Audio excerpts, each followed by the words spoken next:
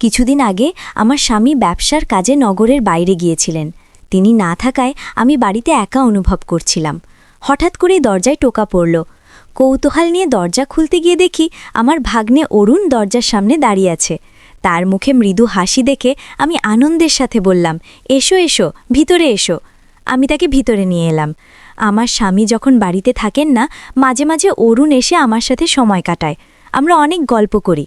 একদিন বিকেলে আমরা দুজনে বারান্দার এক কোণে বসেছিলাম। অরুণ কিছুটা চিন্তিত মুখে আমার দিকে তাকালো, যেন তার মনে কিছু বলতে চাইছিল। হঠাৎ সে বলল, মামি, আমার একটা কথা বলার আছে, যা অনেক দিন ধরে বলতে যাচ্ছিলাম। আমি অবাক হয়ে তার দিকে তাকালাম, ভাবছিলাম কি এমন গুরুতর বিষয় হতে পারে। অরুণ ধীরে ধীরে বলল, মামি, আমি আপনাকে শ্রদ্ধা করি এবং অনেক পছন্দ করি। তার কথা শুনে আমি হতবাক হয়ে গেলাম। কখনো ভাবিনি সে এমন কিছু অনুভব করতে পারে।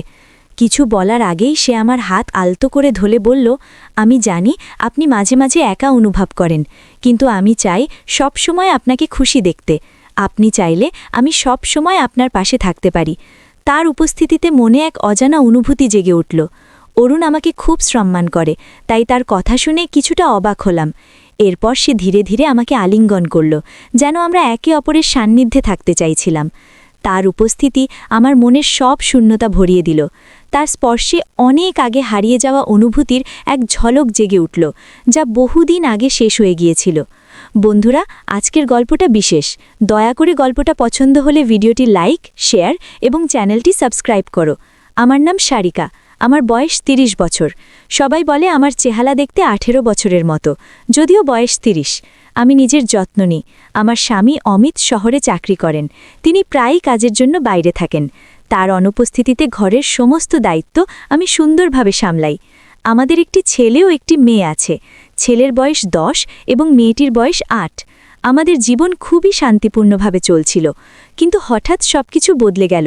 আমি বুঝতে পারিনি কখন বা কিভাবে। আমি আমার স্বামীকে অনেক ভালোবাসি। ভাগ্নে অরুণ পূর্বে আমাদের বাড়িতে আসত। কয়েকবার আমি অরুণকে বলেছিলাম, প্রতিদিন এখানে চলে আসো কেন? তোমার কি অন্য কোনো কাজ নেই? প্রথমে তার কথায় তেমন মন দিতাম না, কিন্তু যখনই সে আসত আন্তরিকভাবে আপ্যায়ন করতাম।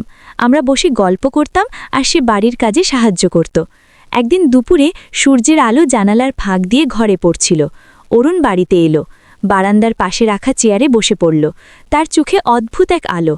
সাধারণ বিষয় নিয়ে কথা বললেও তার কথায় যেন রহস্য লুকিয়েছিল, যা তখনও বুঝিনি। একদিন বিকেলে আমরা বসে কথা বলছিলাম। হঠাৎ সে আমার দিকে এগিয়ে এসে বলল, মামি, আপনি জানেন আপনি কতটা মুগ্ধকর? প্রথমে অবাক হয়ে গেলাম, পরে হাসি দিয়ে বললাম, তোমার কথা বেশ মজার অরুণ। কিন্তু অরুণ তখনও গম্ভীর ছিল। মাথা নেড়ে বলল, মামি, আমি মজা করছি না। সত্যি বলতে আপনার সৌন্দর্যে আমি মুগ্ধ। আপনার একটা ঝলক দেখার জন্যই বারবার আসি। আমি আপনাকে অনেক সম্মান করি। তার কথায় এক মুহূর্তের জন্য স্তব্ধ হয়ে গেলাম।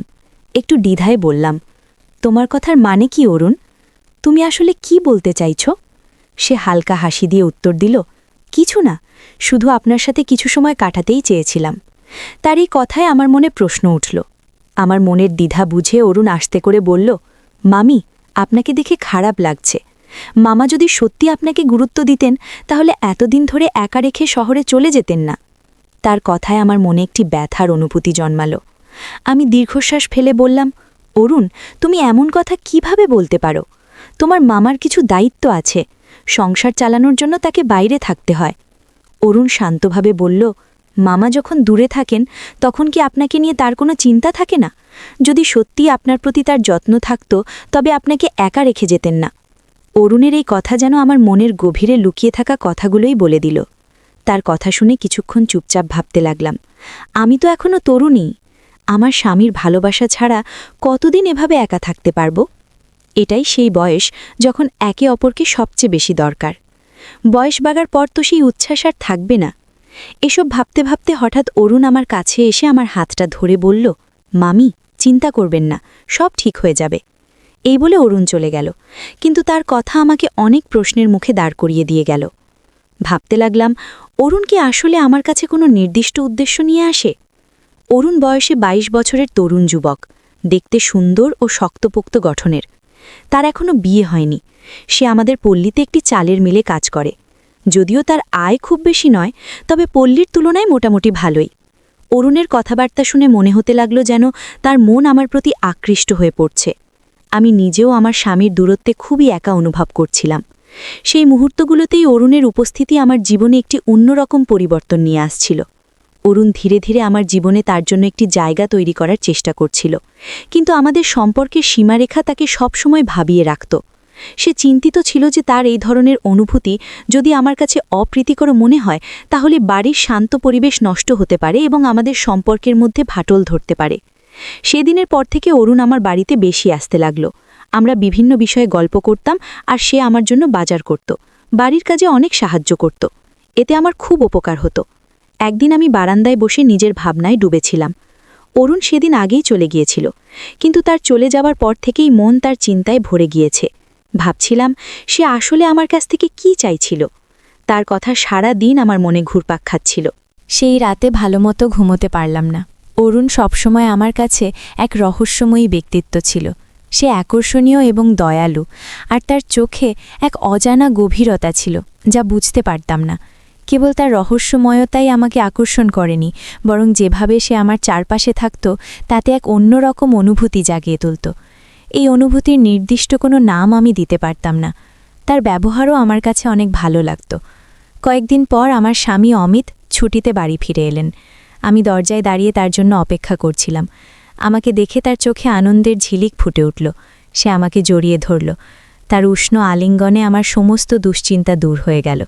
সেই রাতে ডিনারের টেবিলে বসে আমি অমিতের কাছে নিজের অনুভূতির কথা চেপে রাখতে পারলাম না। বললাম, তুমি যখন বাড়িতে থাকো না তখন মন একদম ভালো থাকে না। তুমি যদি বাড়ি থেকেই কোনো কাজ করতে পারো তাহলে আমাদের জন্য ভালো হবে। একা একা দুই ছেলেমেয়েকে সামলানো খুব কষ্টকর। যদি সেটাও সম্ভব না হয় তাহলে আমি আর বাচ্চারা তোমার সঙ্গে নগরে চলে আসি। আমার মন আর এখানে একা থাকতে চায় না। আমার কথা শুনে অমিত একটু হেসে বলল, তুমি কি পাগল হয়েছ নাকি? আমাদের বয়স তো আর কম নেই, আর বাচ্চারাও বড় হয়ে যাচ্ছে। আমি হেসে উত্তর দিলাম, আমাদের বয়স নিয়ে এত চিন্তা করছো কেন? এই বয়সে অনেকেই নতুন করে জীবন শুরু করে, নতুন সংসার গড়ে তোলে। আমাদের বয়সই বা কত হয়েছে? আমার কথা শুনে অমিত কিছু বলল না। 4 দিনের জন্য সে বাড়িতে ছিল, আর সেই সময়টুকুতে আমি খুব খুশি ছিলাম। কিন্তু জানতাম 4 দিনের পর আবার আমি একা হয়ে যাব। সেই একাকিত্ব আমাকে কষ্ট দেয়। আমার স্বামী যখন দূরে থাকে তখন তার অভাব আমাকে ব্যথিত করে।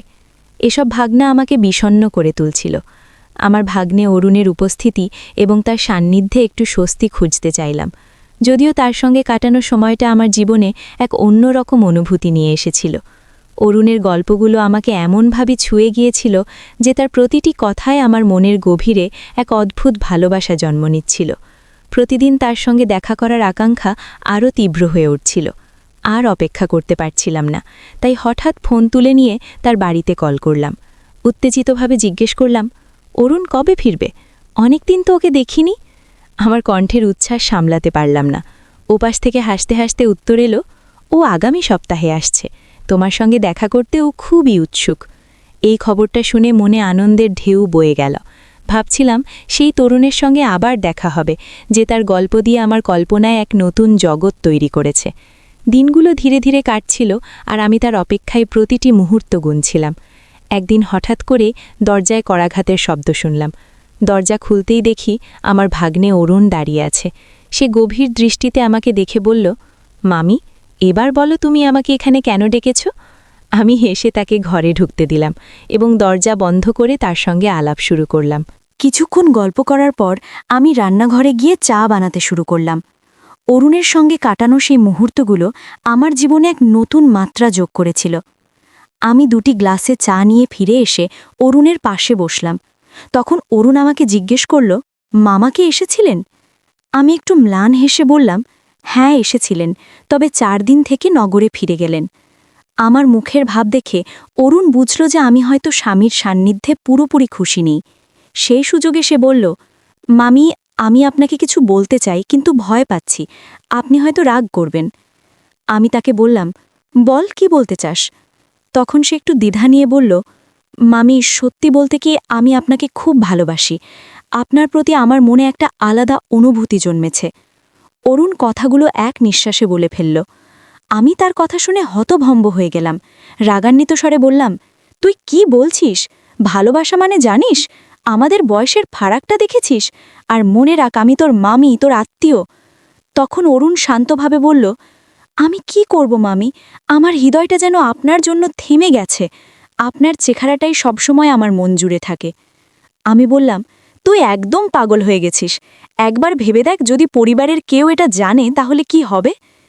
তখন অরুণ চেয়ার থেকে উঠে আমার আরও কাছে এসে বসল। আর এই আচরণে একেবারেই বিচলিত হলাম না, যদিও পরিস্থিতি বেশ অস্বস্তিকর হয়ে উঠেছিল। তবুও অরুণের আত্মবিশ্বাস যেন আরও বেড়ে গেল, কারণ আমি কোনো আপত্তি করিনি। সে আমার হাত ধরে ধীরে ধীরে আমাকে কাছে টেনে নিল। অরুণ তখন নরম গলায় আমার কানে কিছু কথা ফিসফিস করে বলছিল, আর আমার মনে কোনো দ্বিধা ছিল না। আমরা কিছুক্ষণ একে অপরকে আঁকড়ে ধরে থাকলাম, কারণ সেই মুহূর্তের আনন্দ বহু দিন পর অনুভব করছিলাম। কিছুক্ষণ পর অরুণ তার ফোন নম্বর দিয়ে বিদায় নিল, তবে যাওয়ার আগে আবার দেখা করার প্রতিশ্রুতি রেখে গেল। সেই দিনের পর আমার জীবন যেন নতুন মোড় নিল। মাঝে মাঝে ভাবতাম, যদি আমাদের সম্পর্কের কথা প্রকাশ্যে আসে তাহলে কি হবে। এরপর থেকে অরুণের আশায় অপেক্ষা করতে লাগলাম। এদিকে একদিন হঠাৎ করে আমার স্বামী বাড়ি চলে এলো। তার শরীর খারাপ ছিল, কিন্তু সে সময় অরুণ বাড়িতে ছিল না। আমি খুব ভয় পেয়ে গেলাম, যদি স্বামীর সামনে অরুণ এসে পড়ে। সঙ্গে সঙ্গে অরুণকে ফোন করে সতর্ক করলাম। 15 দিন পর আমার স্বামী আবার ফিরে গেল, কিন্তু আমার মনে এক ভয়ের বাসা বাঁধল।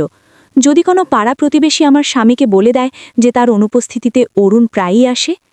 একদিন আমার এক প্রতিবেশী আমাকে সতর্ক করে বলল, তোমার বাড়িতে এভাবে যুবক ছেলের আসা যাওয়া ঠিক না। এখন তো তোমার ছেলেমেয়েরাও বড় হয়ে গেছে, তাদের খেয়াল রাখতে হবে।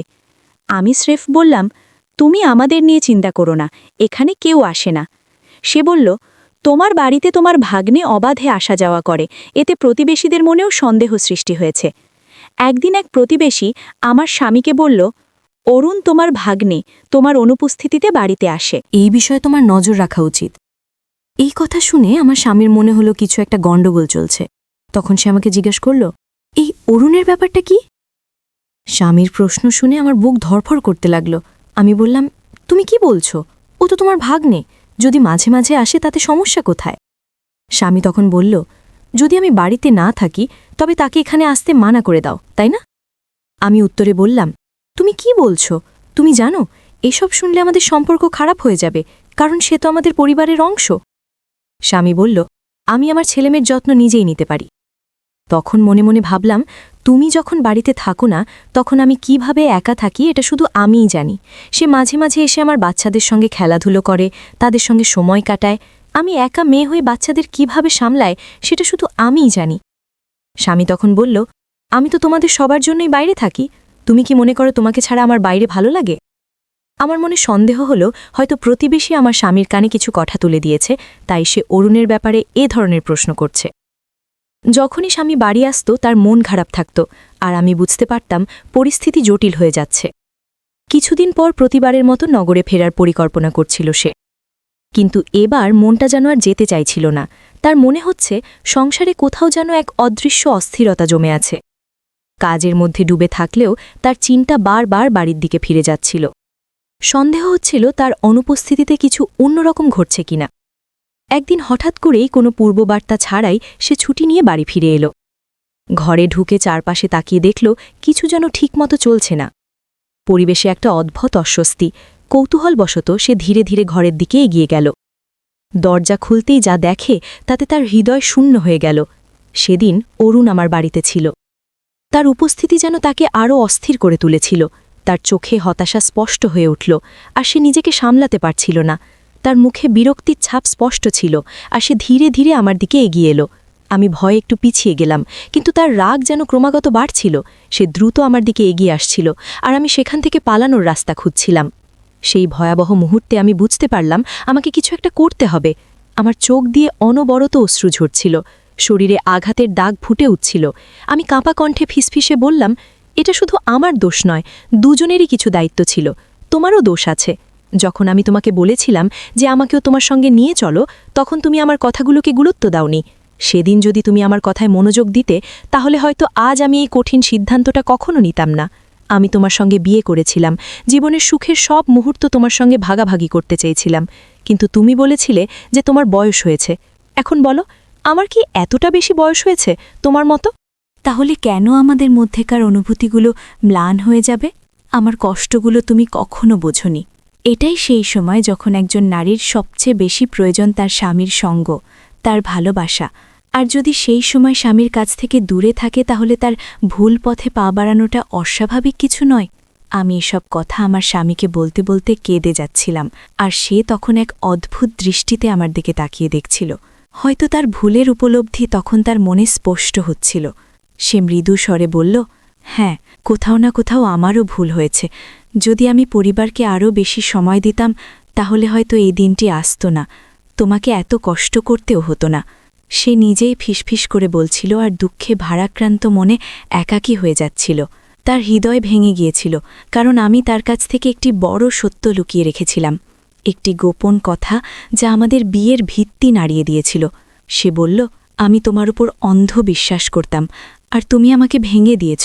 আমি ভেবেছিলাম আমার স্ত্রী মন থেকে খুবই সৎ এবং সে কখনো আমাকে প্রতারণা করবে না, কিন্তু জানতাম না যে তুমি এমনভাবে বদলে যাবে। লজ্জার অনুশোচনার ভারে আমার মাথা নিচু হয়ে গেল। সে বলতে লাগল, যাদের উপর সবচেয়ে বেশি বিশ্বাস করি তারাও আমাদের সাথে বিশ্বাসঘাতকতা করতে পারে। আমি তো তোমার উপর অন্ধ বিশ্বাস করেছিলাম, ভেবেছিলাম আমার স্ত্রী খুব ভালো, সে আমাকে কখনো ঠকাবে না। কিন্তু আমি কি জানতাম তুমি এমনভাবে আমার বিশ্বাস ভেঙে দেবে, আমাকে ছাড়া অন্য কাউকে ভালোবাসবে। আমি তখন লজ্জায় পুড়ে যাচ্ছিলাম, কারণ একজন পুরুষ যখন তার স্ত্রীকে বিশ্বাস করে দূরে যায় তখন সেই বিশ্বাসটাই তাকে জীবনের পথে এগিয়ে যেতে সাহায্য করে। কিন্তু যখন স্ত্রী সেই বিশ্বাস ভেঙে দেয় তখন তার সব কিছু হারিয়ে যাওয়া অস্বাভাবিক কিছু না। আমি আমার অনুতাপের আগুনে পুড়ে যাচ্ছিলাম, আর কাঁদতে কাঁদতে আমার স্বামীর কাছে ক্ষমা চাইছিলাম যে আমাকে ক্ষমা করে দাও, আমি আর কখনো এমন কোনো ভুল করব না। এখন থেকে আমাকে সবসময় তোমার সঙ্গেই রাখো। আমার স্বামী আমার কথা বুঝতে পেরেছিল এবং সিদ্ধান্ত নিয়েছিল যে সে আর নগরে যাবে না, সে ঘরেই থেকে কাজ করবে এবং সবসময় আমার পাশে থাকবে। সে আমাকে ক্ষমা করে দিল, কিন্তু তার মনে চিরকালেই আক্ষেপ থেকে যাবে যে আমি তার সঙ্গে অন্যায় করেছিলাম। সম্পর্কে একবার যখন ফাটল ধরে তা চিরকাল থেকে যায়।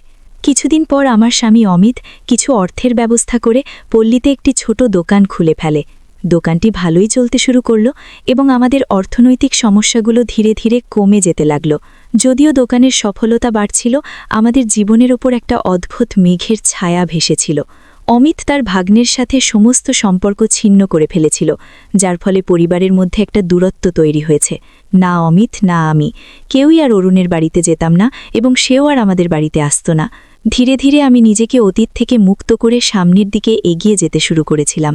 আমি আমার স্বামী ও সন্তানদের সঙ্গে বর্তমান জীবনকে গ্রহণ করেছিলাম এবং সেই জীবনে নিজেকে খুঁজে পেয়েছিলাম। এই গল্পের মাধ্যমে আমি আপনাদের একটি সাধারণ কিন্তু গুরুত্বপূর্ণ বার্তা দিতে চাই।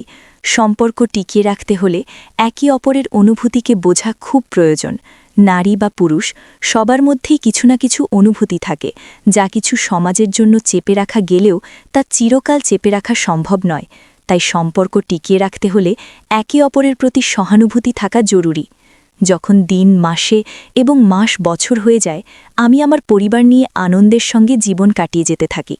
আমার অতীতের ভুল থেকে শেখা অভিজ্ঞতাগুলো আমাকে প্রতিটি পদক্ষেপে পথ দেখিয়েছে। আমার করা ভুল থেকে আমি অনেক শিক্ষা নিয়েছি। গল্প আমাদের জীবনে এক বিশেষ গুরুত্ব বহন করে। এটি শুধু বিনোদন নয়, আমাদের শিক্ষা দেয়, আমাদের অভিজ্ঞতা শেয়ার করার সুযোগ দেয় এবং সমাজে পরিবর্তন আনার একটি শক্তিশালী মাধ্যম হয়ে দাঁড়ায়। প্রতিটি গল্প আমাদের নতুন দৃষ্টিভঙ্গি, শিক্ষা এবং অভিজ্ঞতা দেয়, যা জীবনকে ভিন্নভাবে বুঝতে সাহায্য করে। এইভাবে গল্প শুধু আনন্দের উৎস নয়, এটি আমাদের সংস্কৃতি, সমাজ ও ব্যক্তিগত উন্নতির একটি মূল ভিত্তি। তাই গল্প বলার ও শোনার ঐতিহ্য কেবল ধরে রাখাই নয়, এর প্রসার ঘটানো উচিত, যা আমাদের চিন্তা ও অনুভূতিকে আরও সমৃদ্ধ করে এবং আমাদের আরও সংহত হতে সাহায্য করে।